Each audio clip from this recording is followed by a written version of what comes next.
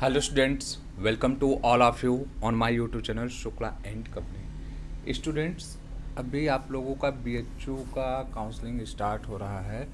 ऐसे में हम कहें कि काउंसलिंग से रिलेटेड आप लोगों के कुछ डाउट्स आए हैं, ख़ास तौर से डॉक्यूमेंट से रिलेटेड।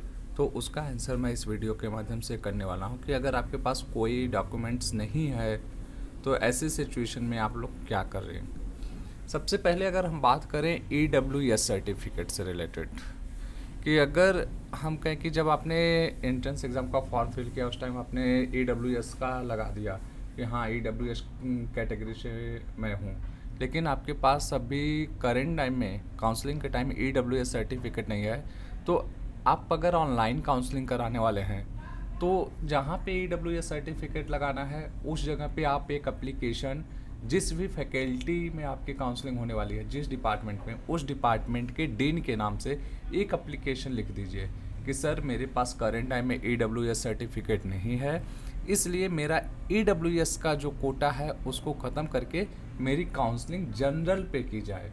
तो आपका वहाँ पे EWS से रिलेटेड जो इशू है सॉल्व हो जाएगा और आपकी काउंसलिंग जो होगी वो जनरल कोटे पे होगी। इसी तरीके से अगर आप ऑफलाइन काउंसलिंग करा रहे हैं तो ऑफलाइन वे में आप ये एप्लीकेशन लिख कर देंगे।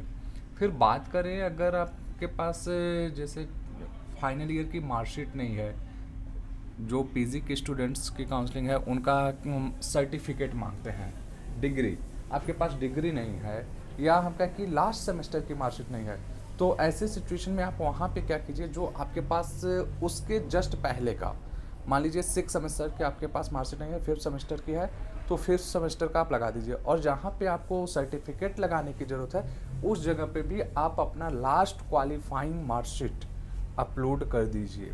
ठीक, फिर इसके बाद बात आती है कि आपके पास टीसी, कैरेक्टर सर्टिफिकेट्स, ये सब चीज़ें नहीं है, तो इसके लिए आप अंडरटेकिंग फॉर्म फिल कर सकते हैं, जो कि हम कहें कि BHU के ऑफिशियल वेबसाइट bhuac.in पे अवेलेबल रहता है। वहाँ से आप एंटी रैगिंग फॉर्म या हम कहें कि जो एनेक्सर 9-10 है, ये सारी चीज़ें आप वहाँ से पा जाएंगे। तो वहाँ से आप उसको डाउनलोड करके फिल करके फिर ऑनलाइन काउंसलिंग में है तो आप ऑनलाइन अपलोड कीजिए, और हम कहें कि आप ऑफलाइन काउंसलिंग में हैं तो आप क्या करिए, ऑफलाइन में उसे ले जाइए।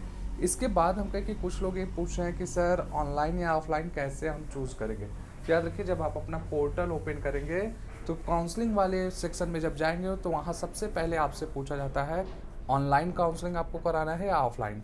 एक बार जो आप ऑप्शन चूज़ कर लेंगे उसके बाद आपको दूसरा चांस नहीं मिलने वाला है। मीन्स आप ऑनलाइन या ऑफलाइन कराना चाहते हैं अपनी काउंसलिंग तो बहुत सोच समझ के पहले डिसाइड करके तब ऑप्शन को चूज़ करिएगा। इसी के साथ हम कहें कि अगर आपके पास कोई ऐसे सर्टिफिकेट्स और हैं कि जैसे हम कहें कि इनकम सर्टिफिकेट हो गया या कास्ट सर्टिफिकेट्स हो गए, ये सब चीज़ें आपके पास अवेलेबल नहीं है तो वहाँ पे भी आपको अंडरटेकिंग लगा दिया जाता है। अंडरटेकिंग के बेस पे आपका एडमिशन हो जाता है।